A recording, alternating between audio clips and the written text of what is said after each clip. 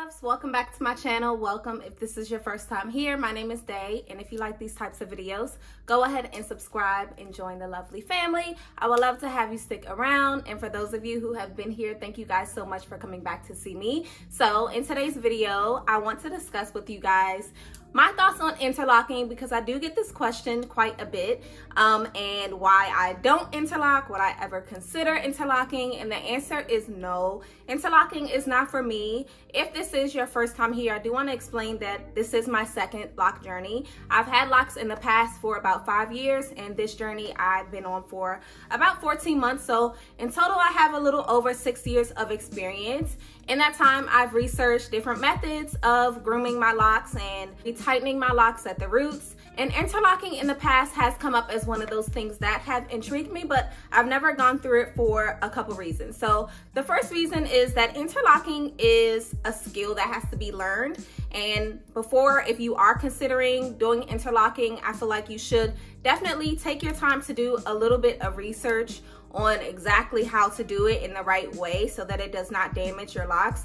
I feel like in terms of damage, you're more likely to damage your locks not knowing how to interlock than you are for retwisting, because retwisting is just a little bit more carefree. Your hair twists, it unravels, and unless you are retwisting very frequently, there's really no way that you can mess it up. Versus interlocking, if you do not do it the correct way, you can cause your hair to thin at the roots, and you can also cause some mistakes that are not easily as reversible, because if you are not aware of it, the way interlocking works is you have to have a good amount of new growth at the root of your hair, and you're pretty much taking your locks and putting it through the new growth, and you are essentially creating a knot at the roots of, each lock. And that's how interlocking works. They have tools for it, but like I said, since you are creating almost like a small knot at the roots, it is a little bit more challenging for you to reverse mistakes.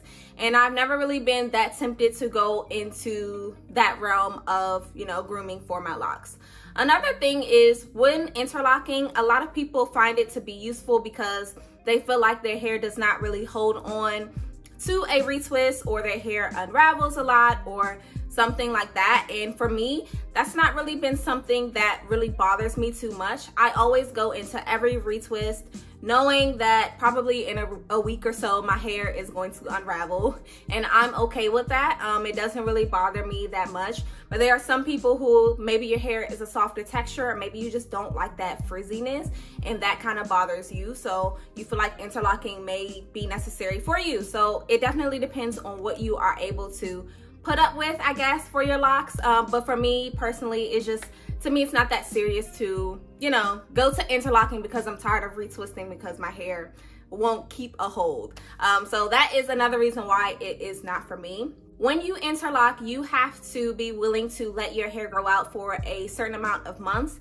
You really cannot over interlock if you wanted to, because you definitely need a good amount of new growth at the roots. So I have heard of some people who interlock at least once every 3 to 6 months.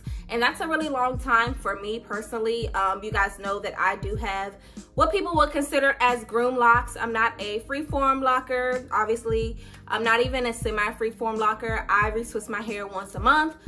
So that's just what I like to do. And I don't really want to go maybe 4 to 6 months without grooming or without retightening, just because that's just not my style yet, especially not at this length.